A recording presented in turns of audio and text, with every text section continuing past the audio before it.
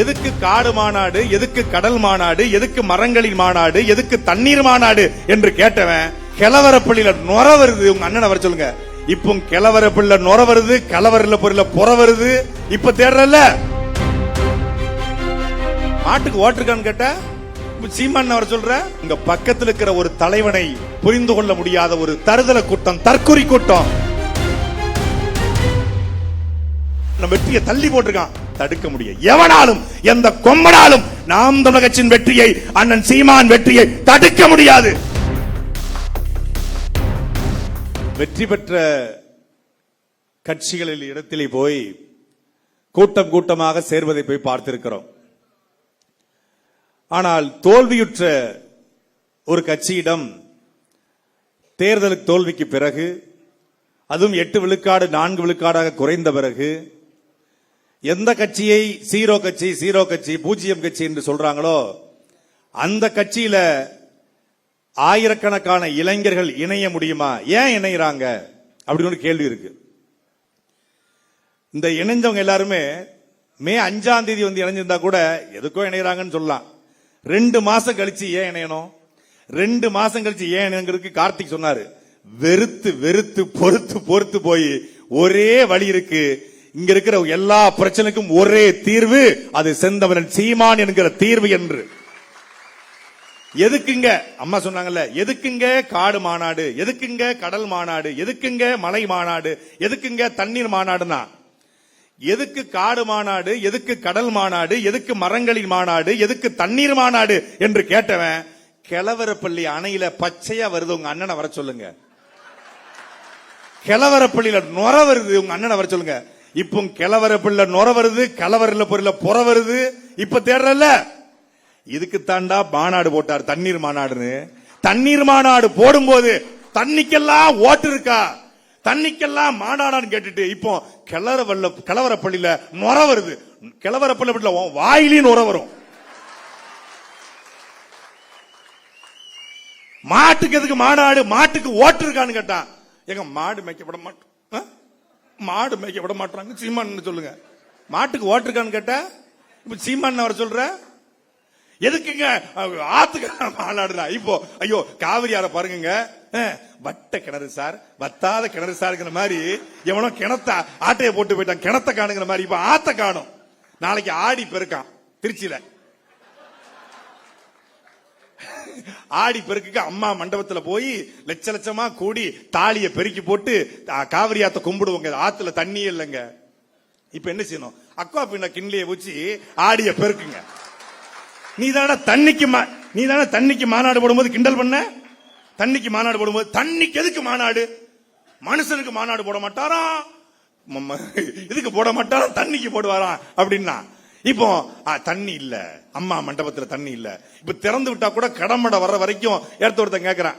இப்ப இந்த தண்ணியை திறந்துட்டாங்களே, கபினிலிருந்து மேட்டூர் வரைக்கும் எத்தனை நாள் ஆகும்? 48 மணி நேரம் ஆகும். மேட்டூர்ல இருந்து திருச்சி அம்மா மண்டபத்துக்கு எத்தனை மணி நேரம்? 48 மணி நேரம் ஆகும். ஓ, நான் ரொம்ப சீக்கிரமா வரதுக்கு வாய்ப்பு இருக்கா? வாய்ப்பு இருக்கு. 5 மணி நேரத்துல வரலாம். எதுல வரலாம்?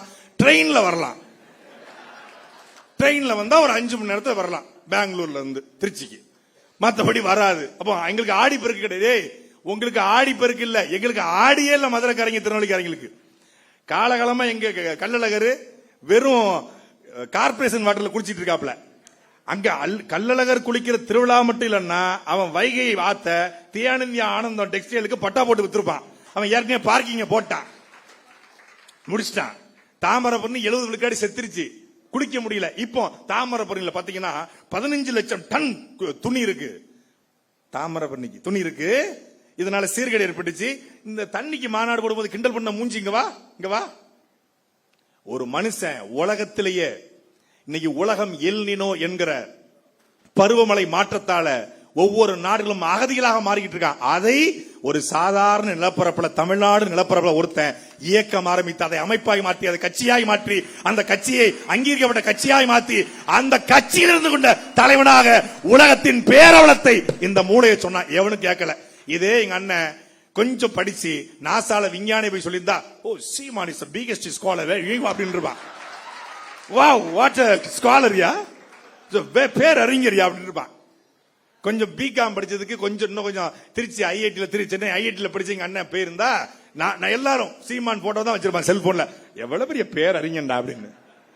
உள்ளூர்ல மாட்டிக்கிட்டோன்னே மதிப்பு இல்லாம போயிடுச்சு. எப்பவுமே நமக்கு பக்கத்தில் இருக்கிறதை விட எங்க அண்ணா அழகா சொல்லுவாங்க, தன்னுடைய இணையை நேசிக்க முடியாதவன் உலகத்தில் வேறு எவனையும் நேசிக்க தகுதியற்றவன். உங்க பக்கத்தில் இருக்கிற ஒரு தலைவனை புரிந்து கொள்ள முடியாத ஒரு தருதல கூட்டம், தற்குறி கூட்டம், எவனையோ நம்பி வாக்கு செலுத்தி இப்போ சொந்த கட்சிக்கார பெண்ணை பாலியல் வன்கொடுமை செய்யறான். ஒரு மாவட்ட செயலர் ராணிப்பேட்டையில கைது பண்ண வாக்கும் இல்ல, துப்பும் இல்ல.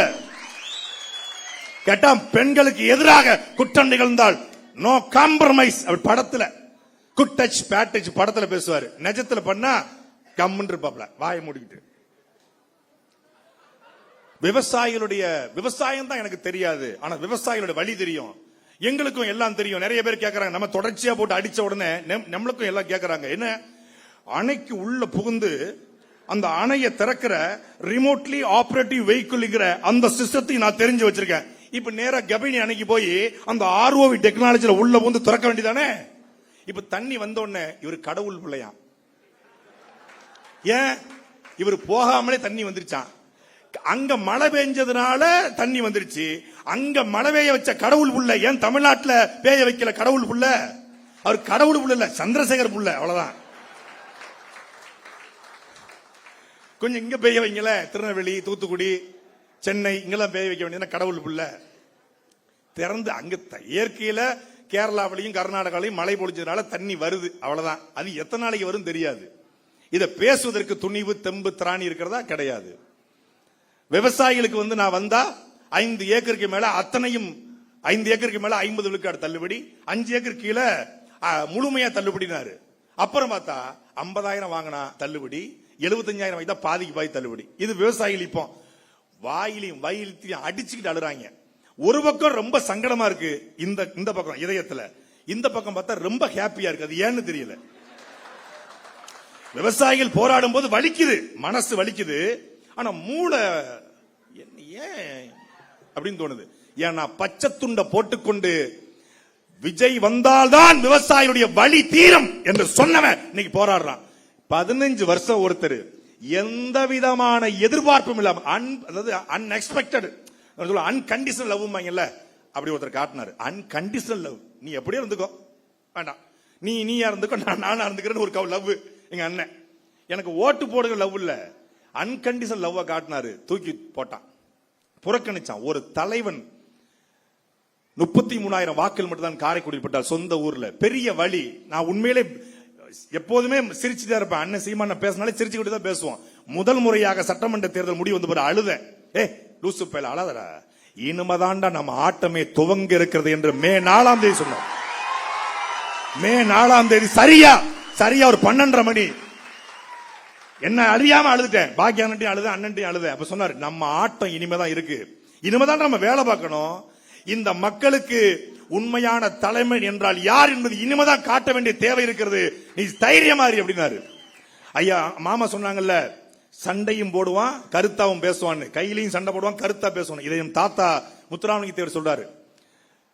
Head can think, shoulder can fight. Head and shoulder combined rule. புஜபல பராக்கிரம் உள்ளவனால் சண்டை செய்ய முடியும், அறிவாளியால் சிந்திக்க முடியும். இந்த ரெண்டும் இருப்பனால் மட்டுமே ஆட்சி அதிகாரம் செய்ய முடியும். தமிழ்நாட்டில் அப்படி ஒரு தலைவனை சொல்லுங்க. அறிவாளியாகவும் வீரனாகவும் இருக்கிற ஒரு தலைவன் தமிழ்நாட்டில் அதிமுக இருக்காங்களா? திமுக, காங்கிரஸ்ல, பிஜேபியில, தாவேக்கால ஒருத்தன் கூட இல்ல. அறிவாளியாகவும் வீரனாகவும் இருக்கிற ஒரே தலைவன் நம் அண்ணன் செந்தமிழன் சீமான் மட்டும்தான். காலம் கொஞ்சம் நம்மளை தள்ளி விட்டுருக்கு, அவ்வளவுதான். ஆனால் அண்ணன் சீமான் சொல்றது போல நம் வெற்றியை தடுத்திருக்கிறான், ஆனால் நம் வெற்றியை தள்ளி போட்டிருக்கான். தடுக்க முடியும் எவனாலும், எந்த கொம்பனாலும் நாம் தமிழக கட்சியின் வெற்றியை, அண்ணன் சீமான் வெற்றியை தடுக்க முடியாது. தள்ளி வச்சிருக்கிறோம், அவ்வளவுதான்.